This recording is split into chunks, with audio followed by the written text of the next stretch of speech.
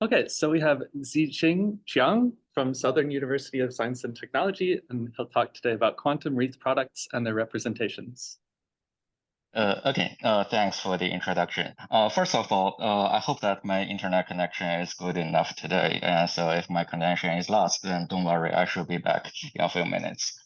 Okay, so today I will talk about quantum wreath products. So as the title suggested, it's related to the ordinary wreath products. So I will first discuss a little bit about the ordinary product and make it step by step and quantize it a little bit. And after that, we will see several examples of quantum grid products and later see some results of these algebras. And at the end, discuss some representations of these things. So let's start with the ordinary grid product. So in this talk, I'm going to fix a Coxer system. So we have a Coxer group W and a set of simple generators S. And we are going to fix action of this Coxer group acting on some fixed set I. The primary example would be that we have the symmetric group, the letters acting on a set of cardinality D. So this is the Coxer system, and we're going to take a group G, and we have the wreath product G with the W. It is defined to be, so first we take the S power of this group G, and then take the semi-direct products with the Coxer group W. So today I will focus on the wreath product with Coxer group, not wreath products with arbitrary group. And in this wreath product, there's a very important relation called the wreath relation. This says that we can actually swap the elements in the Coxer group and the elements in the G to the I. So if we multiply some element in the Coxer group W and some element in the G to the I, then we can move W to the right side of this product. So we can put W on the right, and but we need to pay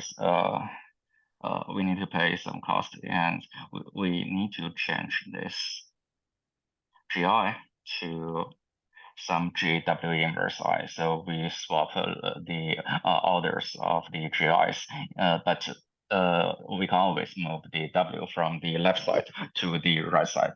And so this is will be used a lot later. And another way to say it is that it is possible to describe the products in this wreath product of groups using the following way. So we have let's consider the G to the I times W.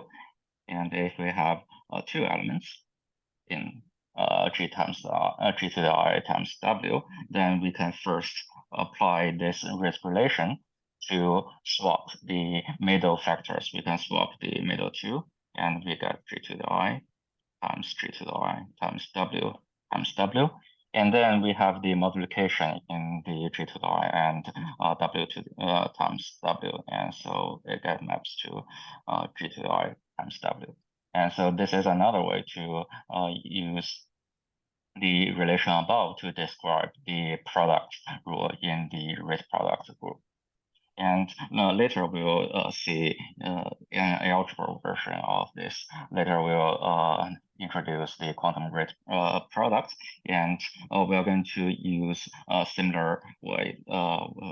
We need to change a little bit, but we can describe the product and also describe the module structure of some representations of these things.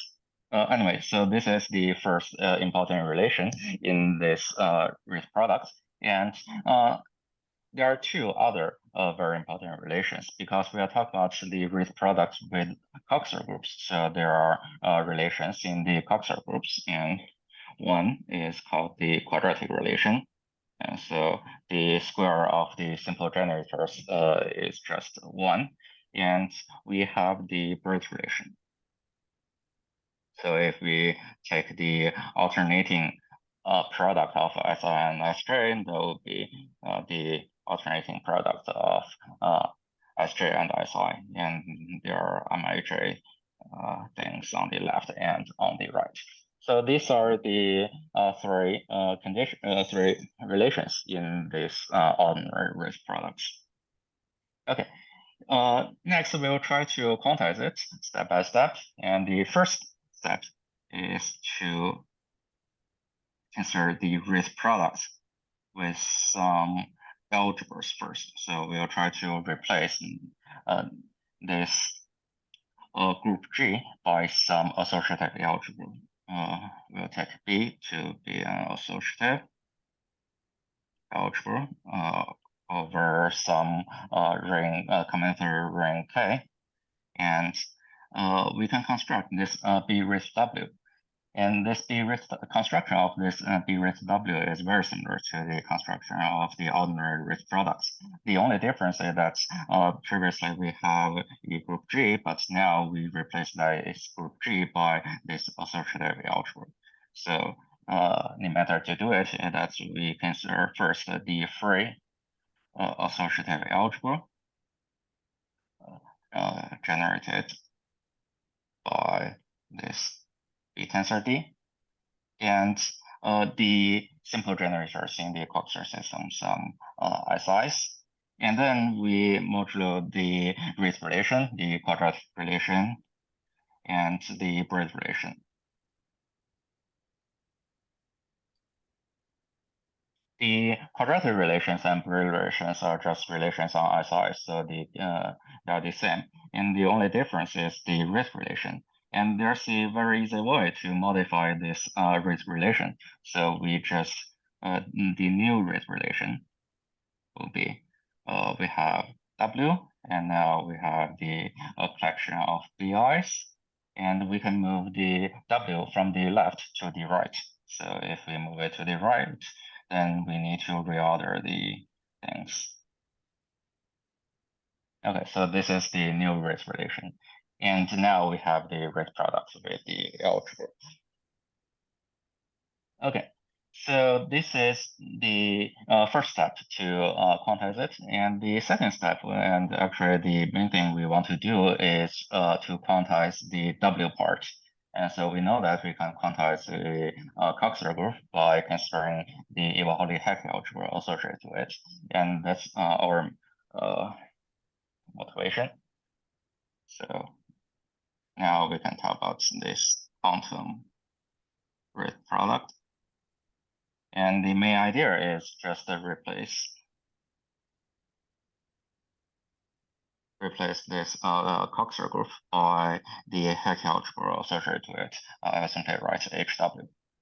Okay, the first condition, the first relation we want to quantize is the quadratic relation, and there's a very natural way to do that. We just copy what we did for Iwahori-Hecke algebras and modify it slightly a bit. So we have the square of the simple generators, HIs. So previously I used SIs. SIs are reserved for the generators in groups, and the HIs are reserved for the generators in this Hecke algebra. So we have HI squared equals to HSI, HI plus RI. And if it's just Iwahori-Hecke algebras, then the SI and RIs will be in the base ring K. But now we want to make it more general. So this SI and RI are elements in this B tensor R. So we can take an arbitrary element in the base algebra instead of just the base ring K. So this is the first step. And then we consider the Braid relation. And for Braid relation, we use the same thing. So we have an alternating product of HI, HJ that equals to the alternating product HJ, HI.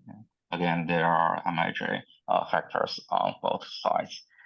Actually, it is possible to quantize the Bray relation as well. So, for example, we can let the alternating product of HI HJ equals to the alternating product of HJ HI plus some other terms, some terms of length smaller than Mij. But that's not what we are going to do today. So we'll focus on this simple case. We just keep the Bray relation.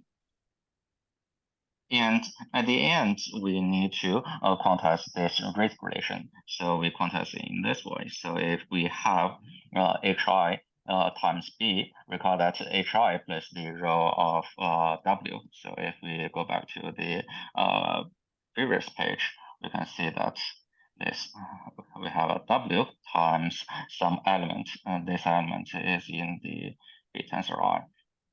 We can move the W from the left side of the B tensor I to the right side of the B tensor I. And in this quantum case, we use the similar idea. So if we have a simple generator HI on the left side of the here B stands for elements in the B tensor I, then we can move it to the right side. But we need to change the B a little bit. So we change it to the sigma I B. But it turns out that if we just use this relation, then it's not possible to cover a lot of examples. So a small change is that we add some lower terms. So now if we move the HI from the left side to the right side, besides changing the B a little bit, we introduce some error term, and we call it rho IB. So here, the sigma I and the rho I are in the K anamorphism of the B tensor I. Okay, so now these are the three new relations, and we can define the quantum Wreath product. So the symbol we choose for it is that is B with HW to indicate that it's some kind of, it's related to the Wreath-Hecke algebra. And it is the, first we take the free associative algebra generated by the B tensor I, and those simple generators HI, and modulo the three relations above, the Wreath relation, the quadratic relation, and the Wreath relation. And so this is our quantum Wreath product.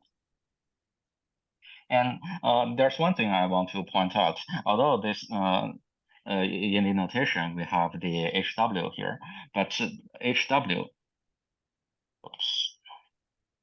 HW may not be a subalgebra of this quantum Wreath product. The reason is that in the quadratic relation, we have HI squared equals to SI HI plus RI, and the SI and RI are elements in the B tensor I. So they are not elements in the base ring. If they are in the K, then HW is a subalgebra, but now HW is not a subalgebra. So somehow it's a non-split thing. And but this HW could be treated as some kind of the quotient of the quantum Wreath product. So we actually later, it is possible to show that in some cases, not always, in some cases, we have some kind of the quotient. If we take the quotient of this quantum Wreath product by the B tensor I, then it's not exactly HW, but it's similar enough to the HW. So although W is not a subalgebra, but it's related to some kind of quotient. Okay, so this is our definition of the quantum Wreath product. Are there any questions in the audience?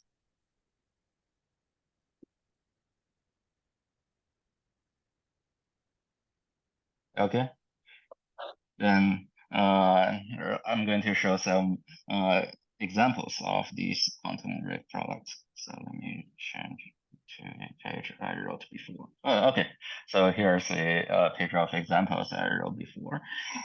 Okay, so first let's consider the trivial case. So we just choose our base algebra to be the ring K, and then we consider the quantum Wreath products K with HW.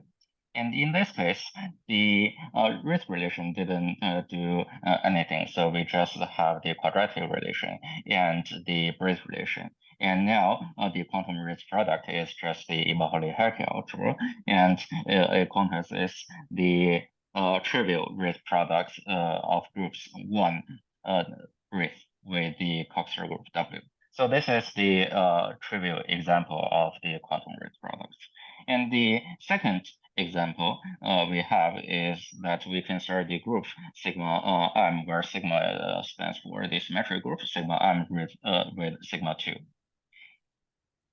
Chun-Ju have quantized it before in the study of the Hecke algebra of type D. In the Hecke algebra of type D, we can show that this some type D Hecke algebra is Morita equivalent to some type A thing, tensor type A thing, and then take a direct sum of these things.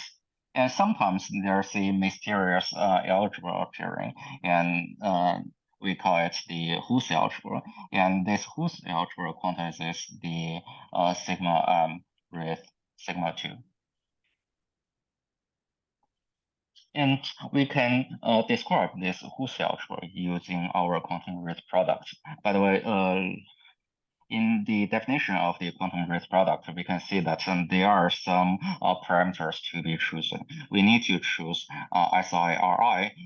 These are the elements in the B tensor I, and we need to choose sigma I and rho I. They are anamorphisms of this B tensor I. So these should be treated as parameters of this quantum Wreath product. Just like we have a parameter Q in the Hecke algebra, but now we have 4 families of parameters S, R, sigma, and rho. And in the Hus algebra case, the S and rho are quite simple. They are just 0. And the sigma, recall that sigma is an endomorphism. It's just a swapping. We need to swap 2 factors. And the R here is not easy to describe. It's a very complicated term, but it exists, and we can use our quantum Wreath product to describe this Hus algebra. And next, we are going to consider some deformations of groups or monoids. The first such example would be the cyclic group CM with sigma D. And there are at least two non-equivalent deformations. The first one is called the Hecke algebra. It is deformed using the language of quantum Wreath products. We first consider the group algebra of the cyclic group, and then we write it with the Hecke algebra of type A. Here, the HD stands for the Hecke algebra of type A on the sigma D. And the parameters are given on the right side. And there's another deformation of this, non-trivial deformation of this CM with sigma D. It's called the Ariki-Koike algebra. And this Ariki-Koike algebra is related to the extended affine algebra and the degenerate affine algebras. These 3 things, extended affine algebra, degenerate affine algebra, and Ariki-Koike algebra are all related to the quantum Wreath product. So the extended affine algebra is the Wreath product of the Laurent polynomial ring, this K x plus minus with the HD, with some choice of parameters written on the right. And the degenerate one corresponds to the polynomial ring with HD. And the Ariki-Koike corresponds to a quotient of these. For the Ariki-Koike, we need to choose some fx equals to x minus, say, a1 to x minus am with distinct a1 to am. and this kx over fx will be a ring of the dimension m. But in the Yakunoma case, we just take the Wreath product of this quotient with HD, but in the Ariki-Koike case, when we take the quotient, we only take the quotient on the first factor. So we have this fx tensor 1 here. And this is a different deformation of the Cm with the sigma d. In this table, you can see many examples of quantum Wreath products deforming groups and the monoids in the degenerate affine case. There are many other important examples which are special cases of these quantum Wreath products. So first one is called the Rosso-Savage algebra. And they can be described using the quantum Wreath product B with HD. We extend the ring a little bit to Laurent polynomial ring and then Wreath with HD, or extend it to the polynomial ring and Wreath with HD. And in this construction, we need to choose some special parameters R as sigma rho to match the Rosso-Savage algebras. And we have the Wan and Wang's algebra. One is Ziqing Wang and one is Weiqiang Wang. They consider the group algebra of the G, but we extend the base ring to the polynomial ring. And then we can describe their algebra using KXG with the HD. And we have something called the affine zigzag algebra, which can also be described using the HD. So from this page, you can see that there are many interesting algebras out there, which are special cases of this quantum Wreath product. And that's why we start to study these things. Okay, so any questions or comments so far? I think I have a question about when the quotient is the Hecke algebra. Okay. It is equal to the Hecke algebra when you do the quotient? Do you mean this thing? Yeah, in these examples, is it easy to say like what happens precisely? Okay, so the quotient is not quite the HW, and it is not always possible to take the quotient. So here I just want to give you an idea that the HW should be treated as some kind of quotient up to something. So here we have the SI and RI. SI and RI are in the B tensor D. And if these SI and RIs are in the K, then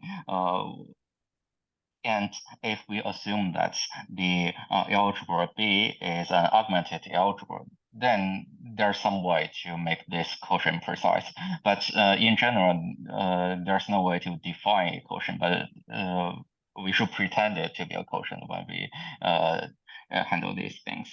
And back to the examples, say, in the Hu algebra case. In the Hu algebra case, we can make it precise. This is M with H2.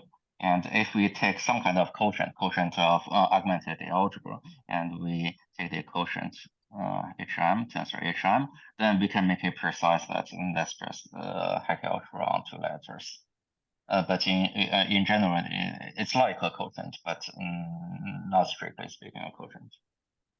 Any other questions? No. Okay, good. So now we have defined an algebra, and a very natural first question is whether this definition makes sense or not. For example, whether we can get a non-zero algebra at all.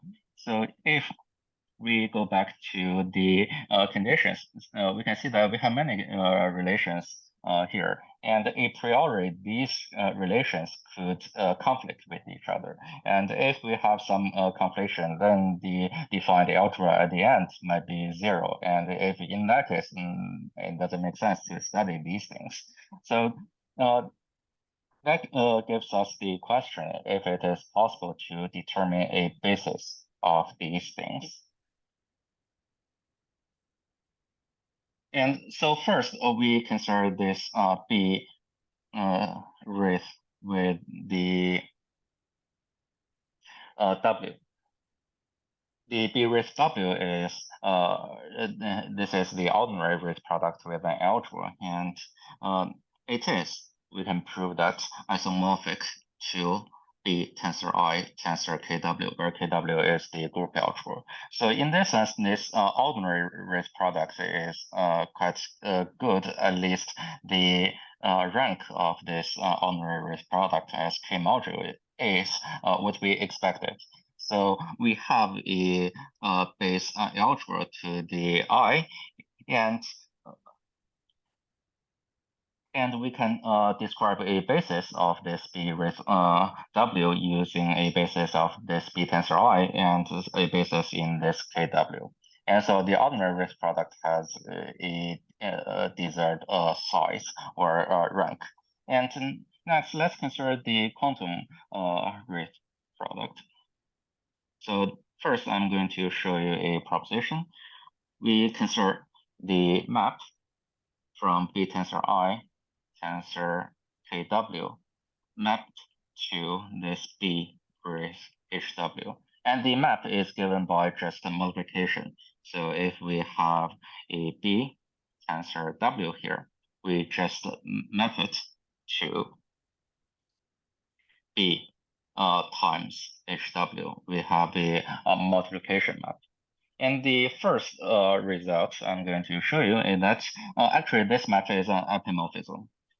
So for arbitrary elements in the quantum Wreath product, it is always possible to describe it using a linear combinations of elements of the form B times some W in the KW. The reason for this is that let's go back to the relation. We have a Wreath relation here. The Wreath relation says that whenever we have HI on the left, it is always possible to move HI to the right, but we need to pay some cost. We may change the B a little bit, and we may introduce some error term, but it is always possible to move HI from left to right. And if we consider an arbitrary element in this B with HW, idea of the proof. If we consider an arbitrary element in this B with HW, it will be of the form some kind of B, another B, or maybe some HI, or some B, some HI, some kind of product of these things. And then if we apply the Wreath relation repeatedly, then we can move the HIs to the right side of this expression. We may increase the terms in this sum, but we can always move all the H's to the right. And then we'll have some kind of expression like some kind of B times HI, HJ, HK, and so on. But these may not be some elements corresponding to the groups. The reason is that we may have HI square somewhere. For example, we could have some kind of HK, adjacent HK. And then we use the quadratic relation to rewrite these terms, and we can replace it to SK, HK plus RK. But now we introduce some more terms in the B tensor I. And so we apply the Wreath relation again to move this HRK to the right side. So we keep doing this. And at the end, we can move all the H to the right side. And as long as we move all the H to the right side, it corresponds to some element in this B tensor KW. So this is a very natural epimorphism. And the natural question is this epimorphism isomorphism? So if it's isomorphism, then we have a very good basis for this quantum Wreath product. And if it's not, then it's not that good. So this is the question we're going to answer next. Okay, so first, let me describe some necessary conditions for phi to be an isomorphism. And I'm going to switch to a page I prepared before. Okay, so there are 5 sets of necessary conditions. Now, these statements are not necessary conditions, but they let us know how to figure out those necessary conditions. So there are 5 sets here, and I'm going to explain only the first one. The calculation for the other ones are quite complicated. So let's consider the first one. We consider the this expression hi times b. Here, I simply omit the subscript I from the h. And also sigma, rho, r, and s. Okay, so first we calculate this product by applying the Wreath relation. So if we apply the Wreath relation, we can move the h from the left side of A to the right side of A. And then we get sigma A h plus rho A. And then times B. And now this h is on the left side of B. So we move it to the right side of B by applying the Wreath relation again. So if we apply the Wreath relation, so we'll get sigma A, sigma B, there's an h plus sigma A rho B, and then plus this rho AB. So this is one way we can evaluate this HAB. Well, this is one way we can move the H to from the left to the right. But there's another way to do it, indicated by the identity on the left side. We can consider the product of H and A times B. We treat A times B as a single thing, and then we can move the H from the left side of AB to the right side of the AB. So we get sigma AB H plus rho AB. So there are 2 different ways to do it. And a necessary condition for the very natural epimorphism phi to be an isomorphism is that if we compare the coefficient of h, they should better be the same.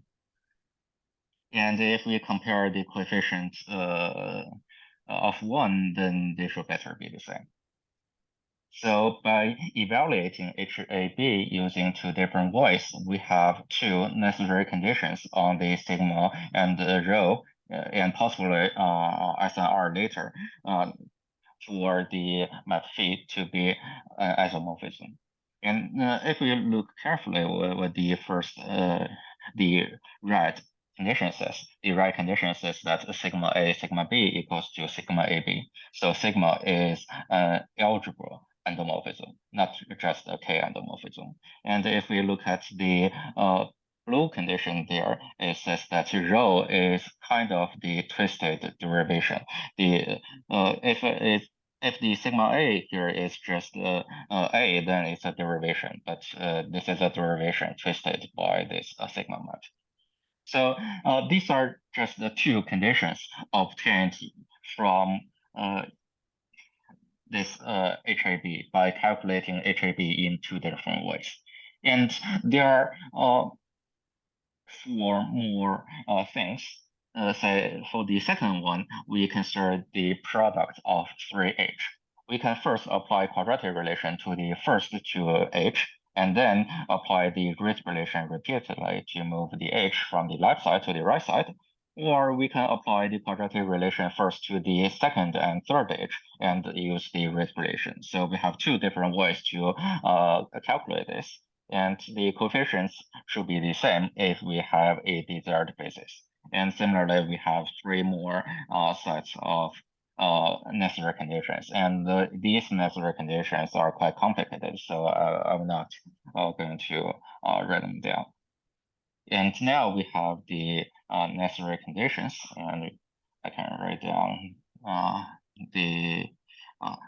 a result on the structure of these algebras, and it's this is a result by Chun-Ju, then Nakano, and myself.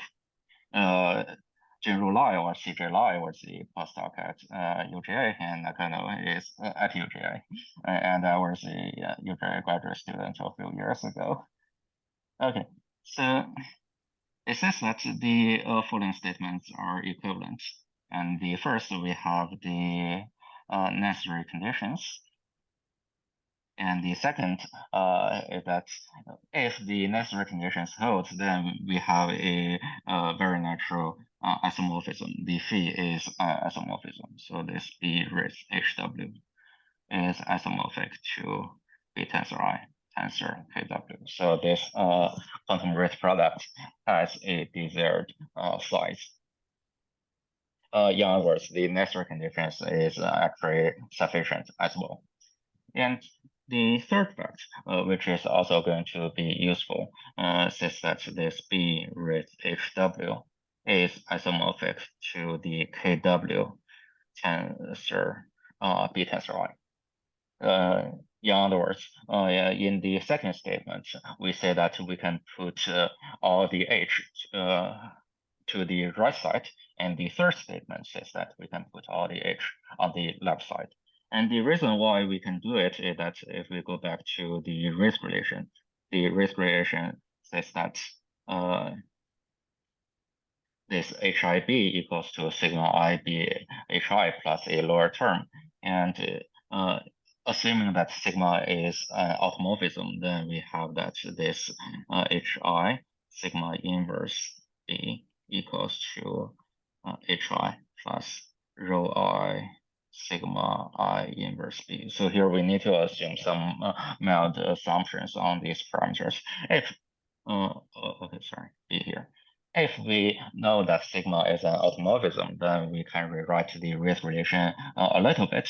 And from this new Wreath relation, we can see that whenever we have some H on the right side, then we can move it to the left side by introducing some error term and change the B a little bit.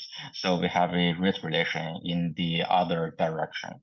And that is the essential reason why we have another basis, because we can just move everything from the right to the left, just as what we did before. So previously we move every H to the right, but actually we can move it to the left as well. Okay, so this is the main result I'm going to talk today, and next I'm going to give you a sketch of the proof of this main result. So before doing that, any questions in the audience? Nope. Yeah, okay, good. Okay, so here's the sketch of the proof. So first we consider this B tensor I tensor K W. So well, we want to show that this V is just our quantum Wreath products, and the method to do it is to first give it a right Wreath product quantum Wreath product module structure. And once we do that, we try to show that this V is actually isomorphic to this quantum Wreath product, or put it in other words, to show that the phi before is isomorphism. So first, we define this as left B tensor I module. And then we try to give this V a right K B tensor I and the HI module structure. So in other words, we want to define an action of the B tensor I on the right and an action of those HIs on the right. And it should satisfy the two conditions. One is that if we consider the element 1 tensor 1 in this V, and if we act on the right by some element in B tensor I, then it is B tensor 1. And the second very natural condition is that if we consider this very special element act on the right by some HW, then it should be 1 tensor I tensor W. There are many different ways to do it, but the point is that we want to do it carefully such that we can prove that this action is actually an action by the quantum Wreath product. In other words, these right actions satisfy the three conditions in the quantum Wreath product to prove that V is a right B Wreath HW module. The proofs are non-trivial at all, and it's quite complicated. And due to the time reason, I will not be able to explain them. But assuming that we can prove that V is a right B with HW module, then it's easy to see why that V is an isomorphism. So I'm going to explain the third step to prove that this V is an isomorphism. So to do that, we just choose an element in the kernel.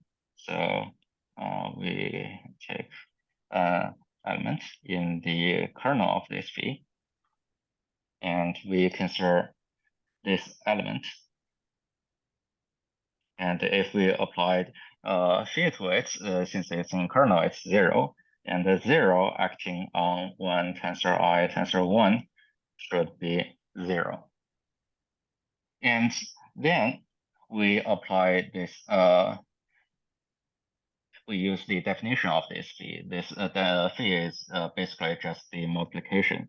So we have one tensor I tensor 1, and then times the sum of BW HW. And then we use the action. So the action on the right by the B, just put the B to the first factor. It's an action on the one tensor I tensor 1, but that's exactly what we use here. And the action by the HW, assuming that the right side of this is 1, is just replacing the 1 by HW. And so if we use the above action, then we can show that that equals to a sum of BW tensor W. And so now we get that if we have an element in the kernel, then that element equals to 0. And so assuming that we can show that V has a very natural right B with HW module structure, then we can prove easily that the phi is an isomorphism. And so the difficult steps is the second step here, which I'm going to skip today. Okay, so that's the sketch of the proof of this result. Next, I'm going to discuss some representations of these quantum Wreath products. So before doing that, any questions on this structure result?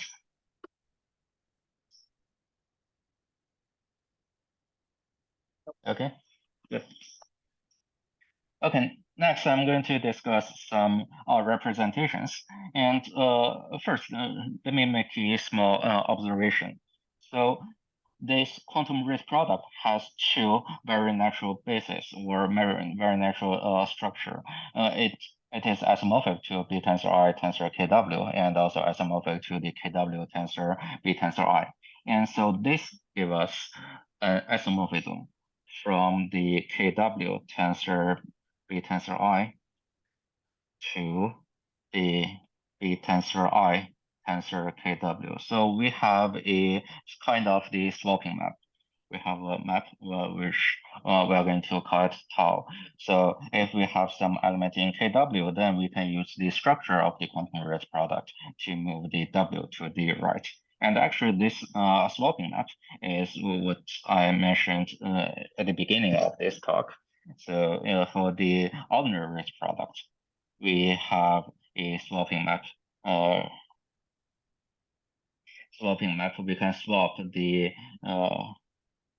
product W times G to the I, and this swapping map is exactly the quantized version of this. And to discuss the representations of this, I'm going to make use of this swapping map. Okay. So now let's focus on a special type of the modules. By the way, then this part, the representation part, is pretty much a work in progress. So we don't have the full result yet, and now we only know a bit of the modules with some special structure. So we consider a B module, where B is the base algebra, and we consider a B module equipped with two maps. One is the sigma map, and the other is the rho map, and they are in the anamorphism of tensor I. Probably I should write sigma I and the rho I here. Okay, so a natural example of this is just the B itself, assuming that we have a quantum Wreath product. And for an arbitrary B module with the sigma and the rho, we can define some kind of the swapping map. We can define this KW tensor I to tensor I tensor KW. If we have an element W tensor M, then just as what we did for the Wreath relation, we can map it to the sigma I tensor W, and plus a lower term, some error term. The error term is the rho I tensor 1. The structure result says that as long as the sigma, rho, R, and S are somehow good, if they satisfy certain necessary conditions, then we have a very good structure for this quantum Wreath product. And in order to make the representations of these things good, I need to assume some similar conditions for the sigma and rho. I need to make sure that the sigma and rho maps are very good. And there's a concise way to describe it. We consider the sorry, I should use KW here. KW tensor B tensor I tensor tensor I. We consider this triple product.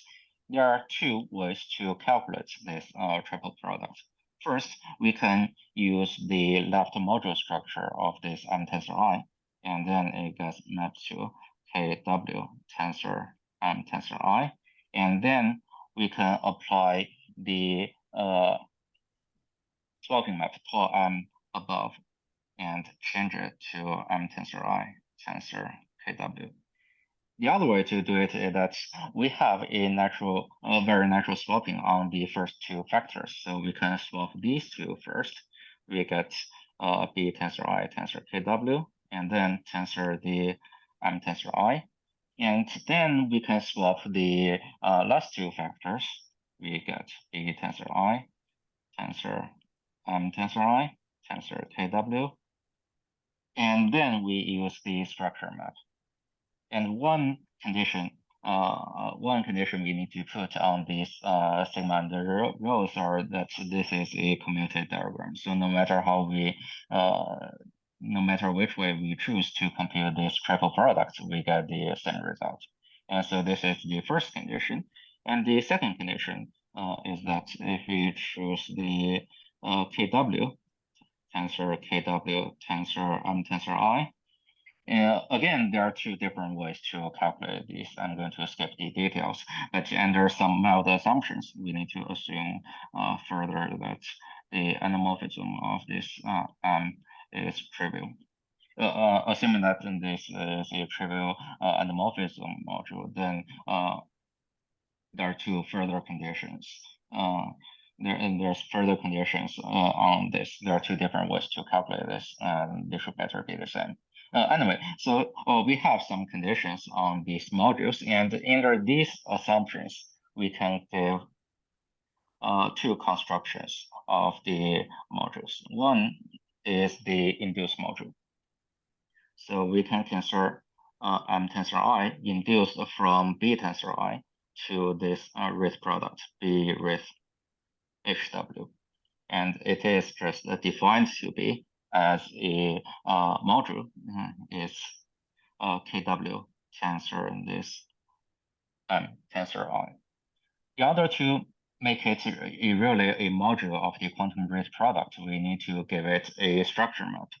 And the structure map, KW tensor B tensor I, this is the quantum Wreath product. And then tensor this KW tensor tensor I, this is the module we are going to define. And first, the first three factors here are all in the quantum Wreath products, so we can multiply them together, and we got the KW tensor tensor I, and we have this. And then we use the structure map of the module. We get KW tensor tensor I. So at least if we define it in this way, then we get a structure map. And it is possible to show that under the conditions we explained in the previous page. So assuming some committed diagram, then this induced module given is really good the module, namely the structure map satisfies the axioms for the module. So this is the first construction, the induced module. And the second construction, we're going to call it a Wreath module. So we choose a module, which we call H epsilon W module. Here, the epsilon stands for, we need to modify the Hecke algebra a little bit, but anyways, so first we choose some Hecke algebra module, and then we can construct this Wreath n. This Wreath n is defined to be tensor I, tensor n as a module. Again, we need to give it a structure map, and the structure map is like this. We tensor B tensor I tensor KW. This is the quantum Wreath product. And then we tensor with this module we are going to define. And then we see that we have KW tensor I in the middle. We can swap these two things. We get B tensor I tensor I tensor KW tensor n. And then we just use the structure map here and use another structure map there. We get tensor I tensor n. So like in the previous case, we need to check that this is really a structure map of the quantum Wreath product, but it's doable assuming the conditions before. Okay, finally, let me give you a result on these constructions, what we care about this. So the first thing is that if we consider this kind of Wreath product as a Wreath module, then it's just the B Wreath with HW. So the quantum Wreath product as a module can be realized as this kind of Wreath module. And the second fact, if we consider the Wreath module construction as a functor, then this is a functor from the Hecke algebra module category, although I need to modify a little bit using the epsilon, and to the B Wreath HW module category. And this is an exact functor. And the third result on this is on the induced module. If we consider the induced module of this tensor I, that equals to Wreath with the modified Hecke algebra. And so these results tell us that if we want to understand the induced module, then the induced module is just a Wreath module. And if we want to understand the structure of the induced module, then we just need to know the structure of this Wreath module. And because the process of taking Wreath product of the two modules is an exact functor. And so the structure of this Wreath module is described exactly by the structure in the Hecke algebra module category. And so we can use the knowledge of the Hecke algebra to describe the structure of the induced module. And with this, we can describe the structure of a lot of modules. And at the end, let me mention briefly that all of this depends on the fact that we only consider modules with a good sigma and rows on it. And at this moment, we are not able to handle all the examples I mentioned before. But one example we can do is for the Hu algebra. For the Husserl algebra, it is possible to give all the modules a suitable map sigma and rho. So all the Husserl algebra modules can be realized by this construction and hence can be described using the theorem here. Okay, let me stop here. Thanks for your attention.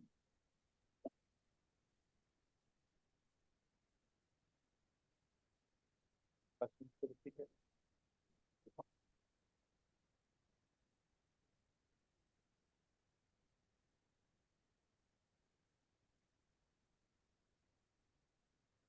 That was not to be the case. Let's thank the speaker again.